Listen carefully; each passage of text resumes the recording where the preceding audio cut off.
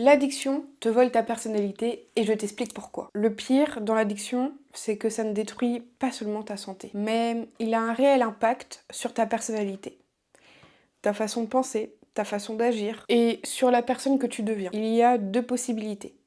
Soit tu as commencé très tard à consommer et du coup tu te connais presque par cœur sans substance, ou bien le cas contraire, ce qui a été mon cas, que ton métabolisme, ton cerveau n'a pas eu le temps de se développer correctement. Petit rappel, ton cerveau continue son développement jusqu'à ses 25 ans.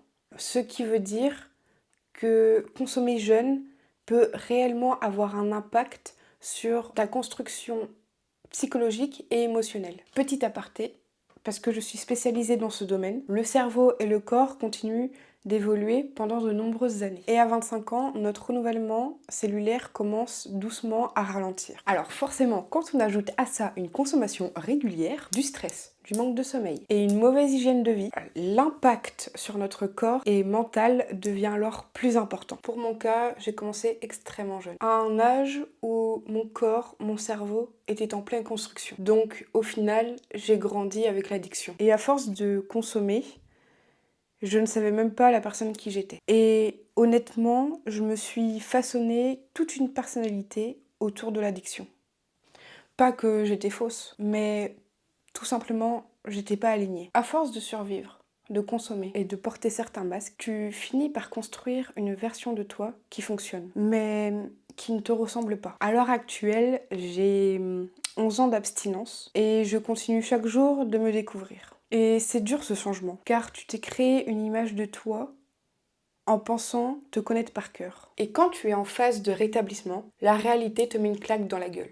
Donc tu es en train de gérer ton abstinence, puis cette nouvelle version de toi que tu es en train de découvrir. Tu dois l'apprivoiser pour essayer de comprendre ce qui se passe à l'intérieur de toi, pour ensuite explorer ce nouveau potentiel. Sur le moment, c'est très fastidieux et dur à encaisser. Moi qui étais une grande gueule et extrêmement extravertie, je me retrouve du jour au lendemain à ne plus pouvoir dire un seul mot. C'était très frustrant. Mon cerveau avait fait un blocage et que je ne savais plus parler.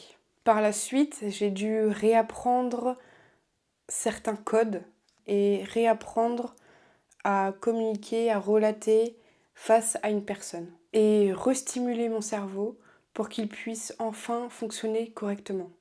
Mais ça, c'est un autre sujet, on en reparlera dans une autre vidéo. Une fois que tu es bien avancé dans ton rétablissement, ta personnalité est exponentielle et ne cesse d'accroître des niveaux supérieurs. Malheureusement, tu es souvent confronté à ton ancien toi. Et cela crée des nouvelles sensations que tu n'avais plus l'habitude d'avoir. C'est-à-dire que tu vas avoir cette sensation de solitude, de colère, d'incompréhension, d'injustice. Pourquoi j'étais cette personne-là avant et maintenant je suis comme ça, sachant que je me suis jamais connue comme ça. Et ça, c'est très très très dur à encaisser.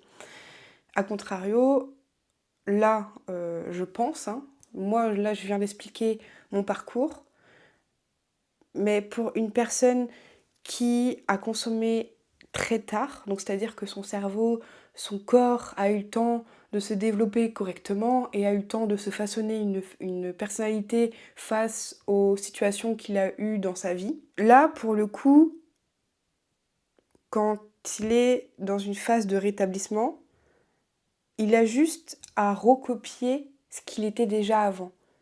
Mais pour ma part, vu que j'ai grandi avec cette addiction, c'est même pas d'apprendre, c'est de découvrir qui tu es.